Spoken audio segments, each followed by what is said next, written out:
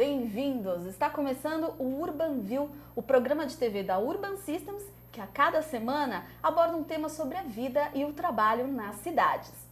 Hoje vamos falar sobre urbanismo e paisagismo, setores que ganharam uma importância muito grande e merecida ao longo dos últimos anos. Os profissionais dessas áreas têm se adaptado às novas tecnologias e assim buscando a evolução da qualidade dos projetos no Brasil. Para falar sobre o assunto, hoje eu recebo o Guilherme Takeda, diretor da Takeda Paisagismo e Urbanismo. Vamos conversar sobre os cases de sucesso da empresa, as diferenças dos projetos para órgãos públicos e empresas privadas, a tecnologia como aliada desta área e muito mais. Bem-vindo, Guilherme. Obrigada por você ter vindo conversar com a gente, viu? Eu que agradeço o convite, Sandra, e um abraço ao Tomás, nosso grande parceiro de vários trabalhos. Muito obrigado por esse convite. Nós que agradecemos. Lembrando que você que está nos assistindo ao vivo pode participar mandando as suas questões para o e-mail urbanview@urbansystems.com.br. Tá aí os nossos canais para você participar. Outra forma de você mandar o seu comentário e participar do nosso programa de hoje é por meio da nossa enquete do dia, que você volta no site urbansystems.com.br. A pergunta de hoje: o Brasil pode ser considerado uma referência em arquitetura e paisagismo? Primeira opção, sim, o país sempre teve grandes profissionais e excelentes projetos. A segunda opção, talvez, pois o país ainda precisa evoluir nessas áreas. Ou a terceira opção, não, o país ainda não é uma referência nesses segmentos. Então participe, eu já votei aqui no site da Urban Systems, eu aguardo a sua participação. No final do programa a gente traz o resultado e o Guilherme vai comentar um pouquinho com a gente. Bom, Guilherme, eu queria começar falando um pouquinho sobre a história da Takeda Paisagismo e Urbanismo. Quando é que a empresa surgiu? Opa, esse ano é um ano especial. A Takeda Arquitetura e Paisagismo, né? Ela surgiu em 1990 e está completando 25 anos esse ano. Então é um ano especial para a gente. 25 anos de mercado, estamos em 23 estados brasileiros e mais de 1.400 projetos em todos esses estados. Puxa vida! Quantos projetos a empresa possui ao longo desses anos? Nós temos mais de 1.400 espalhados. É uma longa em todo história o Brasil, aí, hein, Guilherme? Exatamente. Puxa vida! Vocês têm projetos em quantos estados brasileiros? Nós estamos em 23. E isso nos deu uma visualização da diversidade desse país. Esse país é enorme, tem culturas totalmente diferentes, climas diferentes, faunas, floras diferentes e que dá um colorido fantástico às obras. E isso tem nos inspirado muito a trazer até soluções de outros estados, outras plantas, e isso criou um repertório bastante grande da empresa em solucionar os espaços exteriores, que é a nossa praia. Nossa praia é exatamente o que não tem telhado, é essa área externa, essa área que cada vez mais está sendo valorizado, tanto nas obras públicas, nas obras dos condomínios, das casas, né? O espaço externo está sendo cada vez mais valorizado e estamos criando esse cenário. Puxa, essa pluralidade deve ser realmente super interessante trabalhar, né, com essas idiosincrasias, né, essas diferenças culturais aí. E me conta uma coisa, você também tem projetos em outros países? Temos trabalhando agora com Angola, né? Fizemos uma residência lá e estamos buscando outros trabalhos. Eu vim agora de uma reunião na ASBEA, eu sou conselheiro da ASBEA, a Associação Brasileira de Empresas de Arquitetura, de Escritórios de Arquitetura, e lá nós estamos um projeto junto com a Apex, né? Que é a Agência de Desenvolvimento para Exportação, e estamos desenvolvendo toda uma série de cursos para que os nossos arquitetos, as nossas empresas, possam exportar essa arquitetura de bastante qualidade que nós temos no país e mostrar para todo mundo o que nós estamos produzindo e levar essa arquitetura para o mundo, né? Muito bem, bom. Guilherme, em uma entrevista para a revista AUE Paisagismo, você afirmou que a empresa Incol revolucionou a forma de fazer incorporações imobiliárias no país. Eu queria saber por que a empresa é tão importante para a área de paisagismo. A Incol é uma empresa que nos traz saudades, né? A Incol revolucionou em vários sentidos. Antes da Incol, pouca gente utilizava arquitetos para fazer paisagismo. Até no início da minha carreira, nós íamos oferecer projetos a uns incorporadores imobiliários e eles diziam, não, a gente não precisa de nenhum projeto aqui de paisagismo. Quem faz o paisagismo do nosso prédio é o jardineiro lá de casa. E foi assim que nós tivemos que começar a nossa carreira. A gente começou fazendo projetos, mas também tivemos que fazer os jardins para poder competir. E dessa forma nasceu a nossa empresa, fazendo efetivamente os jardins para poder mostrar a importância de se planejar as áreas externas. Quando a Encol veio, ela veio com uma outra proposta. Uma proposta de valorização das áreas externas, de criação de espaços de lazer, espaços que pudessem fazer com que a pessoa e os familiares não só tivesse a sua unidade, seu apartamento ou sua casa, mas também usufruísse os espaços exteriores dos empreendimentos. Então criou áreas de lazer com esporte, áreas de piscinas fantásticas, né? Áreas de lazer, áreas de entretenimento, de estar. E isso foi uma revolução, porque a partir desse momento, todos os empreendedores no Brasil inteiro viram realmente o resultado comercial e a importância de se dedicar recursos para as áreas externas, porque isso foi muito valorizado pelos consumidores brasileiros e hoje é uma questão obrigatória em qualquer empreendimento imobiliário. É ter um jardim belo, é ter áreas externas, é trazer a natureza para o terreno dos empreendimentos da sua casa. É verdade. Então, quer dizer, depois da Encol, ficou muito mais simples e mais necessário, vamos colocar assim, contratar um profissional para desenhar os espaços abertos. Exatamente. É isso, Guilherme? Porque ficou claro, né? Da necessidade. Ficou evidente. Do paisagem, ficou evidente. E muito disso foi também um trabalho de bons paisagistas que nós tivemos aqui, como o Benedito Abud, que foi um grande mestre, nosso parceiro. Desenvolvemos vários projetos em conjunto ainda hoje com ele, né? Sérgio Santana também, um grande mestre, trabalhei em conjunto com ele vários anos. São pessoas que trouxeram um novo patamar dos trabalhos de paisagismo para o Brasil, certo? E criaram essa nova onda, que é valorizar as áreas externas. A ponto de hoje, nós temos um paisagista que chama Alex Hanazaki, que ganhou o prêmio na Associação Americana de Landscape, de paisagistas, como o mais bonito projeto de paisagismo do mundo no ano de 2014, no ano passado. Puxa. Então foi um projeto da Débora Aguiar, a arquitetura da Débora Aguiar, e ele fez o jardim mais bonito de área residencial dos Estados Unidos, né, do mundo, de todos que concorreram nesse concurso da Associação Americana de Paisagismo. Puxa vida! Bom, ainda dentro do tema paisagismo, os paisagistas eles devem trabalhar de forma colaborativa, ou seja, com uma sinergia muito forte com os arquitetos de edificação e de interiores.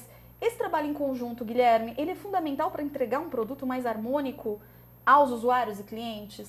Sem dúvida, sem dúvida. Nós temos que trabalhar muito em conjunto. Nosso trabalho, nós temos uma sinergia muito grande com todos os arquitetos parceiros e também com os arquitetos de interiores, porque a obra é única.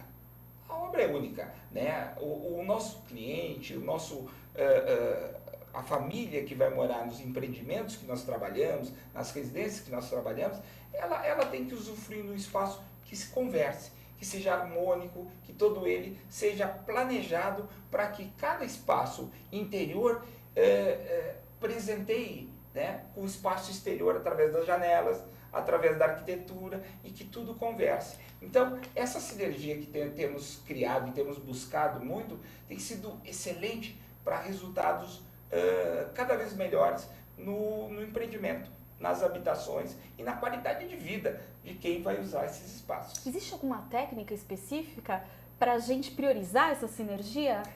Claro, nós trouxemos dos Estados Unidos.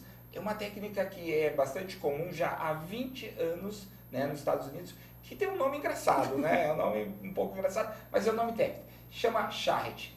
Charrette é um workshop colaborativo e acelerado, onde todos os envolvidos, não só o arquiteto da edificação, o arquiteto de interiores, o paisagista, mas também a área de engenharia, estrutura, consultores de sustentabilidade, né? Bombeiros, área comercial, área de marketing e também a incorporação, possam juntos criar um produto sinérgico, um produto em que se vai buscar as melhores soluções e traga as mais novas inovações para os empreendimentos. Então é um processo colaborativo em que todos possam, de forma acelerada, chegar a uma sinergia para entregar um produto cada vez melhor para o nosso cliente. Muito bem, fique com a gente que daqui a pouquinho a gente vai entrar um pouquinho mais nesse assunto da Charret, que o Guilherme acabou de comentar com a gente. Agora é o seguinte, Guilherme, você e sua empresa já projetaram diferentes tipos de jardim, inclusive para a área residencial, comercial, shoppings, determinados assuntos. Qual a diferença de projetar para esses distintos tipos de espaço? Como é que a gente escolhe o que valorizar em cada um deles? Isso é uma pergunta bem importante. Tem um paisagista que chama Paul Friedberg, um paisagista americano, que ele diz que o paisagista projeta o cenário onde as pessoas vivem o teatro da vida. Olha que bacana. Que lindo. Olha que bacana. Então, quando nós estamos criando um cenário residencial, ele é mais intimista, ele já é feito para a família, ele já é mais voltado para o dia a dia de cada família. Então, o seu estilo de vida é muito importante. Se a família recebe, se não recebe, se gosta de locais mais intimistas ou locais menos intimistas, mais social, dentro da sua casa. Quando a gente vai para uma área pública, é totalmente diferente. Nós projetamos áreas públicas em que o nosso usuário, nesse momento, nem nasceu. Nós fazemos áreas públicas em que as crianças estão nascendo e vão utilizar essas áreas, porque são áreas que vão ter uma vida de 30 a 50 anos. Então essas praças que nós estamos projetando hoje, elas têm que já contemplar o modo de vida de toda a sociedade no futuro. Essa é a diferença de trabalhar com espaços públicos? Exatamente. O espaço público, ele tem uma aura, ele tem uma questão mágica fantástica, que é trabalhar para uma diversidade enorme de clientes, e clientes que nem nasceram, como eu disse, né? Então, pessoas de diversas idades, né? Com idades e modos de vida, de vontades diferentes, usufruindo do mesmo espaço, criando um espaço democrático em que todos, sinergicamente, né, possam se divertir, possam ter as suas relações nesses espaços.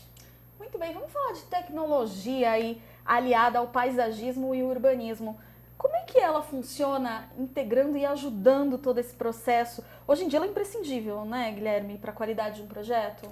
Sem dúvida. Hoje nós estamos trazendo muitos elementos de tecnologia digital para as áreas de jardins. Por exemplo, nós colocamos hoje nos ambientes uma sonorização em que com o seu próprio smartphone, através do Bluetooth, nós podemos colocar as músicas que mais gostamos, não só nos ambientes, quiosques, estádios, bancos de praça, mas nós colocamos até dentro das piscinas. Então, você pode praticar o seu esporte dentro da piscina, nadando, ouvindo seu rock ou sua música popular, como quiser. Então, a tecnologia tem ajudado muito a criar espaços fantásticos, né? Espaços de Wi-Fi. Hoje, o trabalho pode ser feito em qualquer lugar. Hoje, com os dispositivos de iPad, de notebooks, nós podemos, com wireless, estar trabalhando em qualquer lugar. Nas praças que nós estamos projetando hoje, estamos colocando áreas de wireless para que as pessoas possam estudar, ter entretenimento e até trabalhar. Imagina trabalhar numa praça, né? Que gostoso, já pensou fazer o Urban View de uma praça? Um dia, quem sabe? Muito bem, você tocou no assunto que realizou, enfim, alguns trabalhos voltados para as áreas públicas. Você acredita que atualmente há uma maior conscientização da importância do paisagismo por parte das organizações públicas? Sem dúvida. Hoje, não só a questão das organizações públicas, dos gestores estão se preocupando das áreas públicas, mas muito porque a população tem se apropriado dessas áreas. Antigamente, todo mundo pensava que a responsabilidade da porta para fora era uma responsabilidade do gestor público, da prefeitura, do governo do estado, da União. E hoje não. Todos os moradores, cada vez mais, e principalmente os jovens, estão se articulando para assumir e tomar conta das áreas públicas. E esse é um processo que vai ser crescente e está crescendo mundialmente, de que as pessoas estão se apropriando das áreas públicas para ter suas atividades, fazer suas atividades do dia a dia, certo? E esse processo, esse movimento de dar mais importância das áreas públicas é que está fazendo com que os governantes se preocupem e propor ações de colaboração da população em saber como vai ser esse espaço para os próximos 20, 30 anos. E é nesse processo que eu acho que é muito importante que cada um de nós possamos colaborar, né, com essa criação desse novo espaço, que para pessoas possam usufruir das áreas públicas cada vez mais. Verdade, Guilherme. Você tocou num assunto muito importante, que é a conscientização das pessoas que o espaço é público de fato e que é delas também, né? Isso depois, principalmente depois da Copa, parece que as pessoas estão cuidando mais do espaço, estão pedindo a bicicleta, estão discutindo um pouco mais desse tema. Você concorda com isso? Ah, concordo. Muita gente viaja para a Europa, viaja para os Estados Unidos e tem toda essa questão de utilizar os espaços públicos de uma forma bastante ampla. E no Brasil não utilizava. É exatamente por questão de segurança, uma questão que não era uma coisa de moda, né? Era demodê, está na área externa. Demodê é uma palavra muito antiga, né? Que eu já tenho idade. Então, hoje não. Hoje é cult. É interessante estar na praça, né? Estar na praça, viver as áreas públicas, viver a natureza, usufruir junto, socializar. Então, o que aconteceu com o processo da Copa? Os nossos visitantes usufruíram de uma forma fantástica, tomaram a rua para si. E dessa forma, as cidades estão cada vez mais também, né, depois desse processo aí, tomando suas áreas públicas como suas. E essa preocupação tem feito que com os gestores tenham dedicado mais tempo em pensar como vão ser a qualidade dos espaços públicos daqui para diante. Não só nos locais de estar, mas também na questão da mobilidade, da segurança e das Smart Cities. Hoje, né? A própria Urban participou da Connect Smart City e a cidade inteligente é uma cidade que nós devemos cada vez mais pensar. Cidade inteligente não é uma cidade que tenha muita tecnologia. Cidade inteligente é aquela que utiliza os recursos de forma racional, de forma a economizar os seus recursos de forma sustentável e também otimizar os espaços para que ele sirva cada vez mais a maior número de pessoas. Então a discussão da Smart City é muito importante e tem feito com que cada vez mais pessoas, através dos meios digitais, possam colaborar através de ideias, reclamações, né, sugestões para aprimorar esse espaço público. Eu estou muito satisfeito com isso. Inclusive com a criação de novas centralidades, não é isso, Guilherme, que nós estávamos conversando antes do programa começar. Exatamente. Quer dizer, é transformar a cidade inteligente. Exatamente. É irracional o que acontece na cidade de São Paulo. Hoje, da Zona Leste, se transladam para a Zona Sul, para a Zona Oeste, 3 milhões de pessoas. 3 milhões de pessoas é um país, é a população do Uruguai inteira, que de manhã vem ao centro da cidade e à Zona Sul e depois no final da tarde volta. Isso não tem como mais continuar. Com esses recursos que nós temos, é impossível continuar com todo esse tempo gasto. 3 horas gastos por dia em transporte é inconcebível. Isso representa horas acordadas. Mais ou menos uma pessoa perde 3 meses do ano dentro do carro. Isso é um absurdo.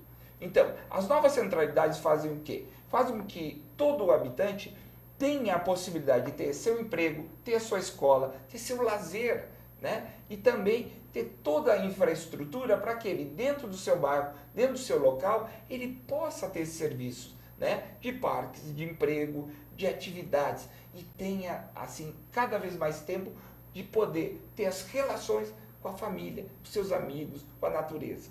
Isso que nós pregamos e é uma tendência mundial. Hoje existe uma série de projetos feitos pelo Banco Mundial e a ONU no sentido de criar essas centralidades cada vez mais rápido para que nós possamos evitar esses deslocamentos que não só gastam combustível fóssil, mas também não trazem qualidade de vida para a população. Sem dúvida. E ainda sobre essa questão da modificação dos espaços, a minha percepção é que as pessoas já entenderam, já verificaram esses resultados. a gente vê aí, né, tem reportagens, enfim, mostrando que essa modificação pode acontecer não só de dentro para fora, mas sim de fora para dentro. Índices de criminalidade têm sido diminuídos, né, exatamente por conta do cuidado. Só isso. É o cuidado com o nosso ambiente, o lugar que a gente vive. Exatamente. Tem uma coisa que a gente chama de fachada ativa, né? Fachada ativa são aquelas fachadas onde tem comércio, onde tem vitrines, que não são os muros, né? Os muros de condomínio. Então, esse tipo de cidade em que existem as pessoas olhando para fora, existem olhos na arquitetura, faz com que os espaços sejam mais seguros. Então, uma cidade que só tenha muro é uma cidade abandonada. Uma pessoa que passa ali se sente extremamente insegura. Mas uma cidade onde tem um comércio, um bar, um restaurante, atividades de rua, onde exista playground, parklets, estares e tenha gente, as pessoas se tornam muito mais segura, agradável. E por isso os espaços hoje que a gente fala, né? As pessoas passeiam na Europa com uma tranquilidade, não só por causa da questão de uma segurança econômica que existe lá, mas também porque existem mais pessoas. E é isso que nós pregamos, né? Que os ambientes têm que ter muitas atividades de fachada ativa e muita gente na rua. Verdade. Olha só que interessante. O Guilherme, antes do programa começar, deu um exemplo perfeito de como o ambiente externo pode modificar, sim, o nosso ambiente interno, que é a questão do trem e do metrô. Não é isso? É verdade. As pessoas têm uma certa dificuldade, a gente verifica o trem, realmente ele é mais depredado. Não é, Guilherme? A gente há de se convir que ele é mais depredado. E a mesma pessoa, quando entra no metrô, já isso tudo se modifica, né? Quer dizer, Ele a postura da pessoa já muda. Exatamente, ele muda de atitude. Porque quando ele está num local degradado, como um trem um pouco com uma manutenção não muito boa, ele joga a casca da bala no chão, ele suja, ele bate, ele risca nos bancos. Agora, quando ele entra na área do metrô, está tudo limpo, as cadeiras estão conservadas, a postura, a mesma pessoa que vem tendo uma postura no trem, passa a ter outra postura no metrô, certo? E isso prova que o espaço muda a atitude das pessoas. E por isso nós temos que conservar cada vez mais nossos espaços urbanos. Nossos espaços urbanos não podem estar entregues dessa forma sujos, depredados. Nós temos que conservá-los e dessa forma criar uma cidade cada vez melhor, certo?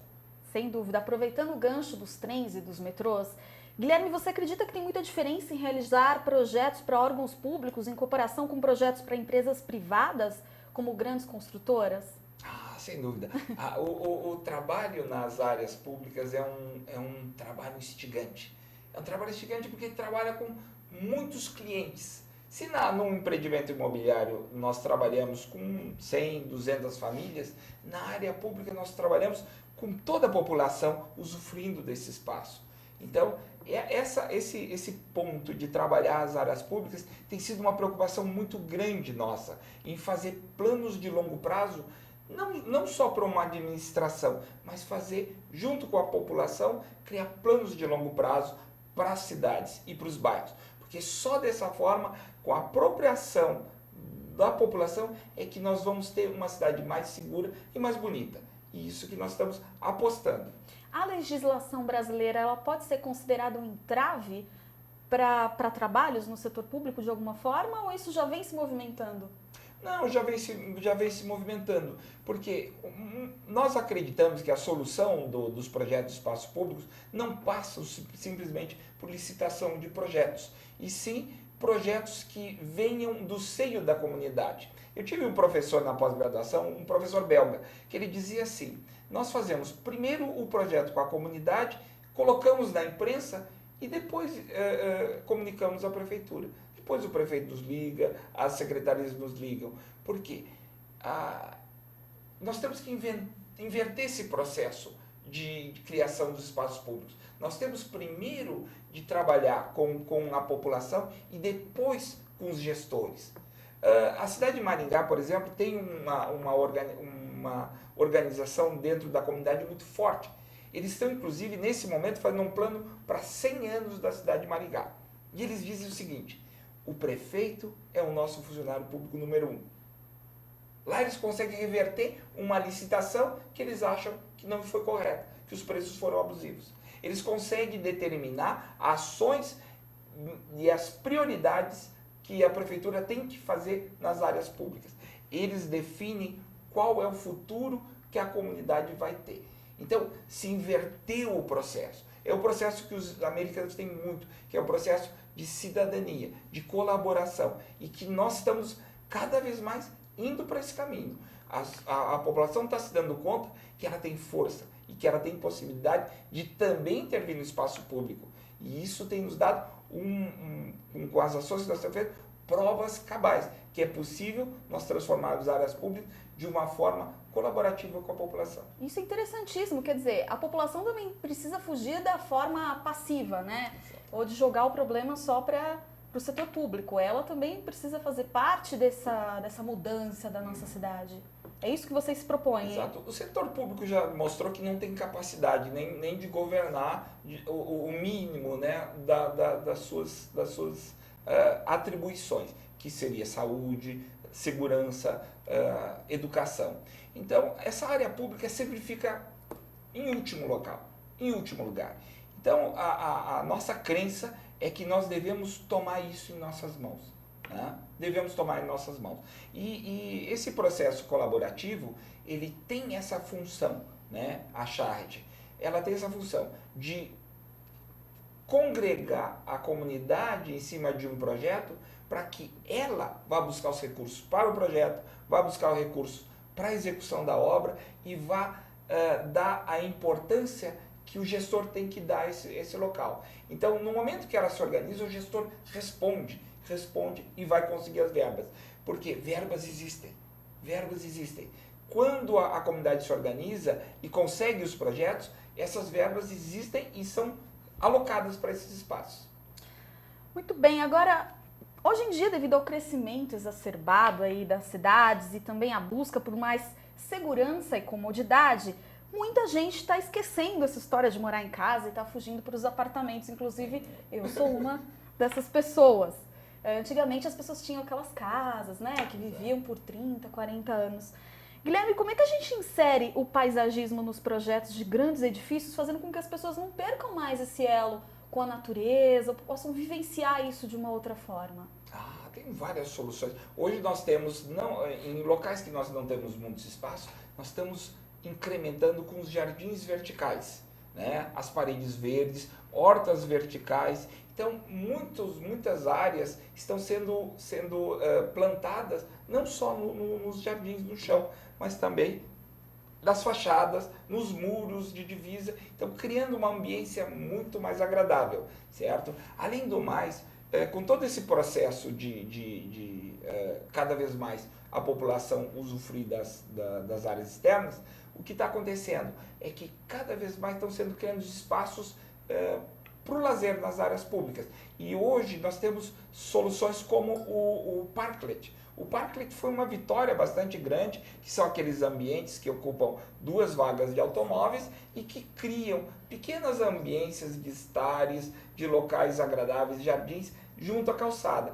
E também os Pocket Parks, como os que existem aqui na cidade de São Paulo, pequenos parquezinhos que a comunidade toma conta, planta, coloca bancos, coloca playgrounds, e é uma necessidade muito grande de cada vez mais pessoas se apropriarem, né? Inclusive, já dando uma notícia já inicial aqui de furo para vocês, nós estamos trabalhando num projeto exatamente dos Pocket Parks aqui em São Paulo. Nós queremos propor nas áreas onde são áreas que são colocados lixos, as pessoas colocam que se chamam pontos viciados. Nós queremos trabalhar os pontos viciados e torná-los pequenos parquezinhos, pocket parks, né? Mini parques, com a colaboração da população. Porque é inconcebível nós temos na cidade de São Paulo 2.100 pontos de colocação de lixo, em que o gestor tira, as empresas de limpeza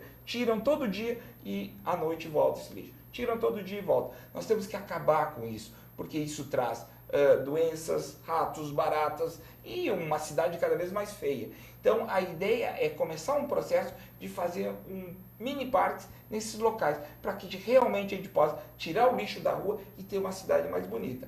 notícia de primeira mão. Muito bem. E o mais interessante, por exemplo, no caso dos parklets, é que eles trazem muito mais benefícios do que a gente imagina. Porque assim, só o fato de você discutir o tema, a pessoa fica, puxa, o que é isso? E aí, quer dizer, começa a discutir-se o espaço público. Exatamente. Isso eu acho que é mais importante. Não é só aquele espaço ali que deixa de colocar um carro também. Mas mais do que isso, essa discussão é muito rica e muito importante para a nossa vida. Não é, Guilherme? Trazer gente para dentro pra rua. Sem dúvida. Gente usufruindo a rua. O processo do Parklet foi bem rico. Isso nasceu lá no grupo dentro do Secov, né, em que nós debatemos como nós poderíamos trazer essa novidade, né, que está tão em moda nos Estados Unidos e na Europa, aqui para São Paulo. Foi um processo de 6 meses de aprovação, junto a todos os órgãos, e conseguimos colocar na Design Week 2 parklets. 2 parklets por apenas um mês. Né? Por algumas semanas foi feito isso. A partir desse momento é que houve, né, com a construção de 2 parklets, é que os gestores viram que realmente seria uma solução para dar mais qualidade de vida à nossa cidade. E hoje se aprovou a Lei dos Parques, graças a esse trabalho de várias entidades que reunidas lá no Secov trouxeram essa novidade aqui para São Paulo. E hoje está se espalhando por todo mundo, né? É o nosso grupo de gentilezas urbanas do Secov. Graças a precursores como você, né? Parabéns, viu? Vocês também foram responsáveis pelo projeto de implantação de ciclovias no Centro Histórico de São Paulo, criando uma ligação entre praças e parques. Esse é um assunto que está sendo super discutido na mídia, né, atualmente. Guilherme, você acha que as ciclovias é uma forma de promover a acessibilidade de um jeito mais democrático e sustentável? Eu já sei a sua resposta, mais ou menos. Imagina. A ciclovia tem sido um grande debate aqui na cidade de São Paulo e ela deve ser pensada de uma forma bastante criteriosa. Acontece que a forma como foi feita aqui não foi uma forma colaborativa.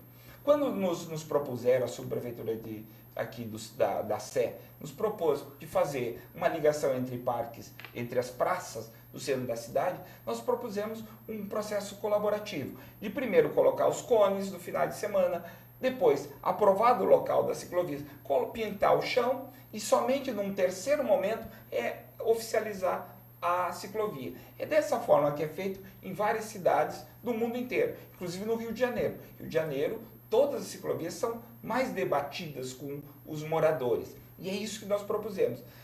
Quando nós fizemos essa proposta de que deveria ser de forma colaborativa, a prefeitura disse que não, só queria o projeto final. E daí nós nos retiramos desse processo, que não tem a ver com a gente. E eu acho que com todas as ciclovias da cidade, também deve ser feito isso. Saber se existe a demanda para essa ciclovia, se existe uma pesquisa de origem e destino para ver se nós precisamos ter ciclovias em todas as ruas. Tem ruas que ninguém passa de ciclovia porque não foi planejado. Então, diferente do Rio de Janeiro, em que empresas até holandesas, né, brasileiras holandesas, estão assessorando a prefeitura, o processo é totalmente diferente. O processo de Copacabana, de Ipanema, todo ele foi feito vendo os pontos críticos, os pontos mais perigosos, vendo como a bicicleta ia fazer a travessia, como o pedestre faria a travessia, como o carro iria se comportar naquele local, e depois é que eles fizeram a implantação, depois de muita discussão com a população. Então eu acho que dessa forma que está acontecendo em São Paulo, nós estamos desgastando um processo muito importante, que é a criação de um transporte não motorizado dentro da cidade. Agora, tem criado tantas opiniões contrárias, que é uma pena, porque realmente isso é muito bom para a cidade, mas somente na medida em que haja colaboração da população. Exatamente, a crítica principal aí à prefeitura na implantação das ciclovias é a forma impositiva que as mesmas foram implantadas, né? Exatamente. Exatamente isso que você está colocando. Bom, agora vamos falar um pouquinho da Avenida Paulista, que provavelmente terá o seu tráfego fechado para carros e ônibus aos domingos. Você concorda com essa atitude? Em várias cidades do mundo está sendo feito isso, que são as cidades as ruas de recreação. Né? A cidade de Bogotá cria 100 quilômetros de ciclovias virtuais, né, que só de final de semana, para fazer com que a população tenha atividades durante o seu lazer. Agora, isso tem que ser feito de uma metodologia muito bem planejada para não criar problema de trânsito nesses dias. Então, quer dizer, não basta simplesmente fechar uma rua e sem saber qual é a consequência disso. Mas agora, nós defendemos muito as ruas de brincadeiras, as famílias se apropriarem de locais onde de dia tem carros, né? No dia a dia tem carro, e no final de semana pode ser locais de lazer.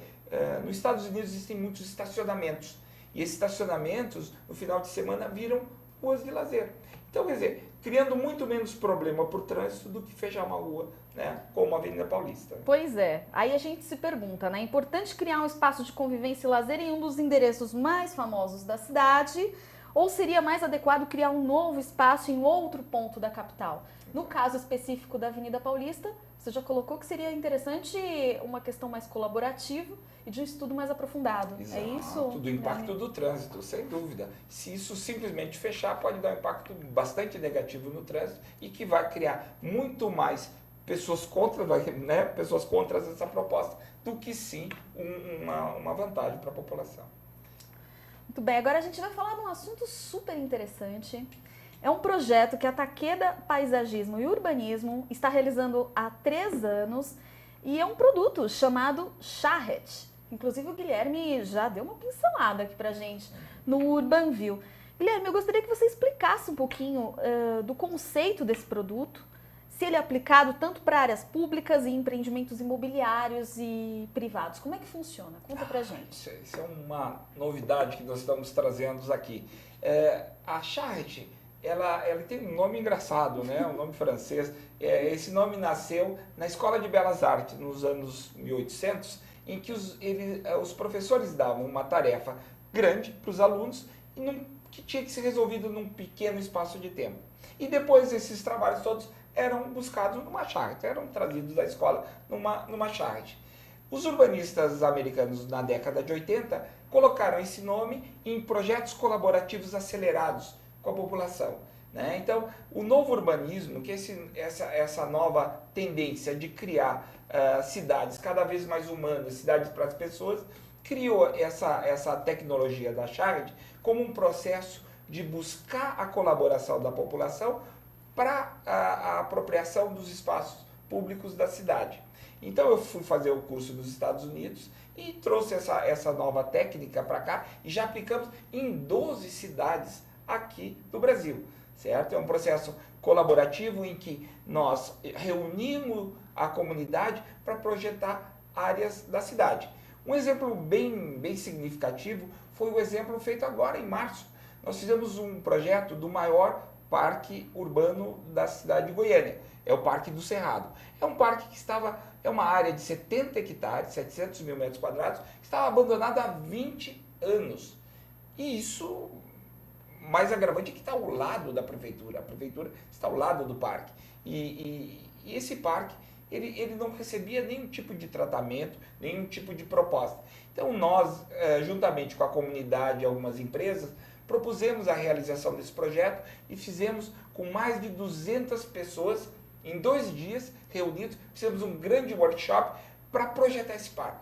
Então, crianças, idosos, ciclistas, skatistas, desportistas, pessoas que fazem feiras lá na cidade de Goiânia, participaram desse fórum e, a partir desse seminário, nós criamos um projeto básico para o parque e que o melhor de tudo, há 1 mês atrás, tá, recebeu o aporte de 12 milhões de reais do governo do estado. E é bom lembrar que o governo do estado lá é oposição à prefeitura, né? E mesmo assim deu essa verba para que a gente possa já iniciar imediatamente as obras da cidade, do parque. E também a ajuda de várias secretarias e ministérios. Já conseguimos verbas para o parque, inclusive internet em todo o parque. Muito bem, bom, então, o Charrete é um projeto colaborativo, vamos ver se eu aprendi. Colaborativo, onde é realizado um conjunto de workshops, onde a visão de todos os envolvidos é levada em consideração. Exatamente. É isso? E após existe um produto, enfim, que é apresentado de alguma forma à prefeitura e aos órgãos competentes, exato, aos gestores. Aqui na cidade de São Paulo, nós fizemos no bairro de Tatuapé. Então, reunimos mais de 120 pessoas e criamos toda uma série de propostas para Tatuapé do futuro. Criamos um mascote, várias crianças foram lá, pessoas da comunidade, empresários, todos juntos criamos um projeto e que vai ser apresentado ao prefeito Haddad, né, em uma data próxima. Quem é o público-alvo do Charret? O público-alvo é toda a população. Né? Nós não escolhemos um público específico. Para ele ser realmente efetivo, ele tem que ter a colaboração de todos. Por isso, todo o workshop ele é filmado ao vivo, como esse programa aqui. Ele é filmado, nós passamos as propostas e as tarefas também para o espectador dentro de casa, e ele pode, através do Facebook, mandar suas propostas em desenhos, e elas são colocadas junto com todas aquelas pessoas que estão no workshop, são colocadas na parede para ser debatida como uma proposta da comunidade. Então, não tem distinção entre empresário, estudante, comunidade, políticos. Entidades de classe, exato, imprensa, por exemplo, todos também podem estar envolvidos dentro desse processo. Desse processo e colaborando para trazer uma nova visão para o bairro, para a cidade. Né? Quem são os responsáveis pelo financiamento do projeto, Guilherme? Isso é importante. Isso é importante. Como esse plano é um plano de longo prazo, geralmente de 20 a 30 anos, nós proibimos, essa é uma regra criada por nós, que ele seja pago pelos gestores, ou seja, pela prefeitura ou governo. Então, sempre todo recurso para realizar esse seminário é feito pela comunidade. São empresários da comunidade, são entidades da comunidade que doam ou em recurso ou em infraestrutura, dando seu local, emprestando cadeiras, emprestando materiais ou nos dando a alimentação, os coffee breaks, né, os lanches, para que a população se sinta muito à vontade em criar. Né? E o processo é bem divertido porque não é um processo conversado, falado, não é um monte de discurso. Todos os colaboradores, todos os participantes desenham as suas propostas. Esses desenhos são colocados na parede e quando eles são colocados na parede, o que acontece? Acontece um processo de cocriação. Cada desenho inspira o outro participante a fazer uma nova proposta. E assim nós entramos num círculo virtuoso de cada vez mais criar propostas mais ousadas e úteis àquela comunidade. Agora, Guilherme, quando as pessoas participam desse processo de criação, são co-criadores do processo, você acredita, a gente pode dizer que eles têm até um apreço maior depois que a obra está pronta? Fala, puxa, eu participei disso, eu ajudei de alguma forma a construir, a conceber isso. Você tem percebido esse processo? Com certeza. Um processo que nós lutamos muito é a questão da apropriação dos espaços públicos pela população. Na medida em que ele cria o espaço, desde a sua criação, do projeto, né, ele participa. Nós estamos criando um novo homem, um homem que realmente vê que ele tem um empoderamento de poder interferir no espaço urbano, certo? Sem pedir permissão para ninguém. Ele tem o livre-arbítrio de propor qualquer coisa. Inclusive na proposta de Tatuapé existe lá um grande parque e ao lado existe uma garagem de ônibus. Nós, pela proposta da comunidade, nós incorporamos, né, essa garagem de ônibus que é privada ao parque, sem nenhum pedido, porque essa é a vontade da população. E os gestores têm que vir atrás e têm que ouvir essa população num pedido que nós precisamos cada vez mais de áreas públicas dentro da cidade. Então, nós não estamos preocupados na questão de legalidade, a questão fundiária, a questão do plano diretor. Nós estamos, no momento em que nós estamos trabalhando com a Charret, nós estamos levantando vontades da população. Esse que é o grande predicado da Charret. É buscar no íntimo o que a população quer e, de forma sinérgica, chegar a um produto. Dizer, nosso bairro quer ser dessa forma nos próximos 20 anos. Vamos falar um pouquinho sobre o primeiro case do projeto de Charret, que foi realizado por vocês na cidade de Seropédica, no estado de Rio de Janeiro. É isso? Exatamente. Vocês fizeram a qualificação da BR-465 e da rodoviária? Exatamente. Conta um pouquinho desse case pra Nossa, gente. esse foi o nosso primeiro case, e é um case que aconteceu há 2 anos e meio e está rendendo frutos fantásticos. Né? Apesar de ser nossa primeira experiência aqui no Brasil de charrete, ela criou uma série de mudanças dentro da cidade que já estão sendo implementadas hoje. Por exemplo, a liberação de todo o comércio que se apropriou das áreas de alargamento dessa BR, que é a BR antiga Rio-São Paulo. Era a ligação Rio-São Paulo antes da Dutra, e o espaço de ampliação, toda ela foi tomada por ambulantes. Né? Ambulantes não tão ambulantes, porque foram verdadeiros prédios foram colocados. E hoje eles já retiraram essas pessoas de lá. Certo? Uma avenida histórica, a Avenida do Bandeirantes, passava dentro da Universidade Rural. Né? Hoje já foi feito o pedido ao governo federal e o governo federal já autorizou a sessão para que possa ser feita essa avenida importante da cidade pela prefeitura. Nós propusemos também um parque linear em volta do Rio Guandu, né? E a Câmara de Vereadores já fez uma lei já dando, né? Destinando toda essa área de 100 metros em volta do rio como futuro parque linear da cidade. Além de propostas como um aeroporto de cargas, porque está ao lado de um porto de Itaguaí, então um aeroporto de cargas, já temos empreendedores, já foi solicitada a autorização para a ANAC, então o processo está caminhando de passo largo, e somente 2 anos e meio, Sandra. Isso que é fantástico. Então, uma ação que nasce da população, ele começa a dar um direcionamento tão forte na população, porque ele cria sinergia e a população vai de forma reta e unida buscar esses objetivos. Então, já conseguiram atrair empresas, conseguiram vincular. A universidade não quis participar do primeiro processo. Hoje nós vamos fazer agora, este ano, uma nova charrete lá, vai ser dentro da universidade. Então, realmente conseguimos abrir os olhos da população que eles podem fazer essa mudança. E essa mudança é real e está acontecendo, certo? Muito bem, bom, além de competência, precisa ter muita crença também, né? Para fazer acontecer um projeto grande, inclusive como esse. Quais foram as principais dificuldades para vocês chegarem nesses objetivos? Foram várias dificuldades, mas nós enfrentamos elas exatamente por essa crença. Porque nós acreditamos na força da colaboração da população. Eu acho que existe uma inteligência muito grande em todo esse conjunto. Né? A sociedade conhece cada canto do seu bairro, dos problemas, onde aperta o sapato, e a gente tem que ouvi-los. Não tem como nós fazermos projeto sem ouvir o nosso cliente. Né? E o nosso cliente é essa população. Essa população está cansada, ela está cansada de esperar, ela está cansada de todas as coisas que estão acontecendo prejudiciais da política. Ela quer tomar direção, pelo menos do seu espaço público.